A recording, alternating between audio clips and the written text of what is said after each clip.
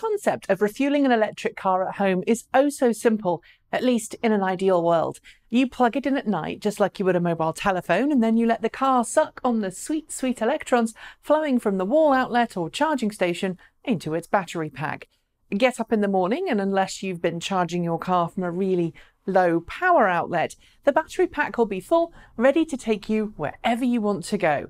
Except in the real world, charging your car is a little more difficult. And I'm not talking about those of you who don't live in a house with an attached garage or have an easily accessible wall outlet nearby. I'm talking about rapid charging your car at a public charging station. The methodology is the same. You plug your car into a rapid charging station and then you let the car charge. But the reality is different because right now there are many different rapid car charging standards out there.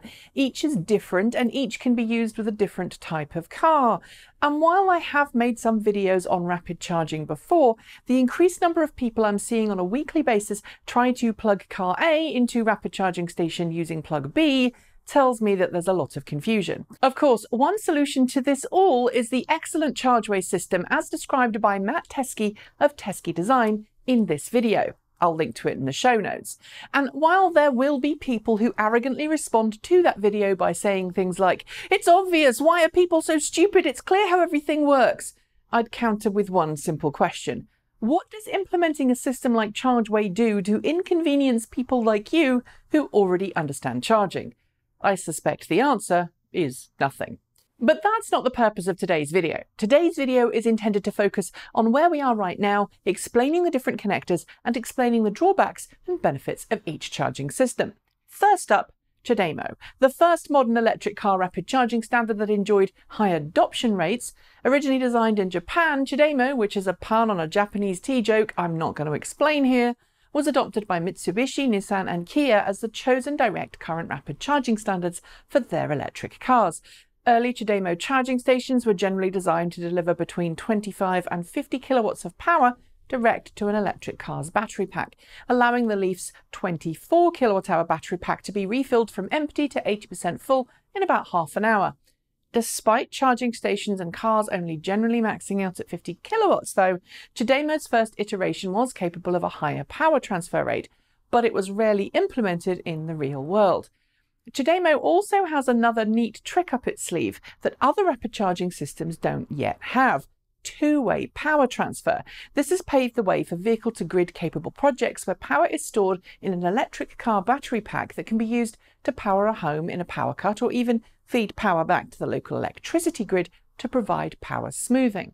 Still in its early days, such systems are now popular in Japan but have yet to gain popularity elsewhere. It's also the reason, by the way, why the Toyota Mirai and Honda Clarity fuel cell vehicles in Japan have onboard CHAdeMO connectors, allowing the cars to provide backup power in an emergency to homes and businesses. The latest version of CHAdeMO, CHAdeMO 2.0, supports power transfers in excess of 450 kilowatts, allowing for far faster charging times. It also implements a whole lot of new vehicle-to-grid capabilities and even adds a way for charging station manufacturers to identify a vehicle when it plugs in, eliminating the need for RFID tags at charging stations. If you have a Nissan or Mitsubishi electric car with quick charging, it's the CHAdeMO charger that you're going to need to use to refuel. Kia Soul EVs also use this connector, but newer Kia models have switched to CCS, which brings me to CCS, or Combined Charging Standard.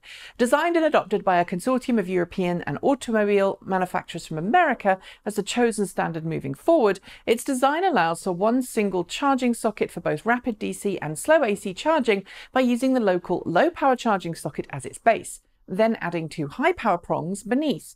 Because the US and European slow charging plugs, J1772 and Type 2 respectively, are different in their design, there's actually two different CCS plug designs, one based on the US plug and one based on the European plug. And if you're already confused, as I say, go back and watch that CHAdeMO video to see how simple it could be. Early CCS charging stations deliver between 25 and 50 kilowatts on average, but the newer stations can deliver up to 150 kilowatts.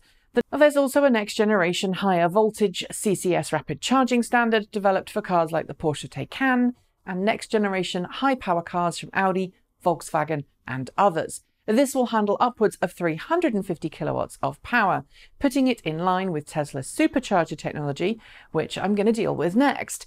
Unlike CHAdeMO, however, CCS can't yet be used for two-way power transfer because the standard hasn't been agreed on. CCS was initially far less common in the wild, but thanks to legislation in both North America and Europe, we're now starting to see CCS become the dominant charging standard. Next up, let's deal with Tesla's Supercharger tech. Technically open source, but since nobody has opted to take Tesla up on its offer of sharing the tech quid pro quo, it's proprietary. Tesla's superchargers are essentially only available to Tesla cars made from 2012 onwards. Originally capped at about 100 kilowatts of power, superchargers have become more and more powerful over time, with today's highest power superchargers offering around 145 kilowatts of charging at max draw.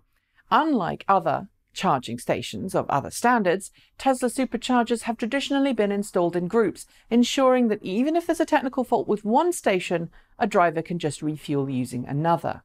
Originally available free of charge on an unlimited use basis, Tesla's supercharger network is still the king of electric car rapid charging when it comes to reliability and coverage. But like CCS, there are actually two different supercharger connectors out there. In the US, Teslas use a Tesla-designed slim connector for both low and high-power charging. In other parts of the world, Tesla used a modified version of the Type 2 connector used for low-power AC and high-power AC charging. Slightly longer than the standard Type 2 connector, this has led some people with electric cars that aren't Teslas to erroneously think they can charge at Tesla supercharger stations, resulting in the cables getting stuck in their cars and a rather embarrassing call being made to Tesla to ask for help. And if you're confused, it's simple. If your car isn't a Tesla, you can't use a Tesla supercharger. So far, we've covered three main types, and if I'm honest, CCS and Tesla Supercharger seems to be winning in most of the world, despite CHAdeMO being a personal favourite of mine because of its capability to transfer power bidirectionally. But there are two other connectors you might just run into. The first is the GBT connector. However, this connector only exists in China, and while it's mandated for all Chinese EVs, including Teslas, for DC charging, I'm guessing the likelihood of you finding this in the wild outside of China is zero, so we'll ignore that. The only other one is the AC rapid charging standard used by Renault for its electric cars. Like the European Tesla connector, it uses a Type 2 connector to transfer power quickly, but it can only be used to rapid charge Renault cars.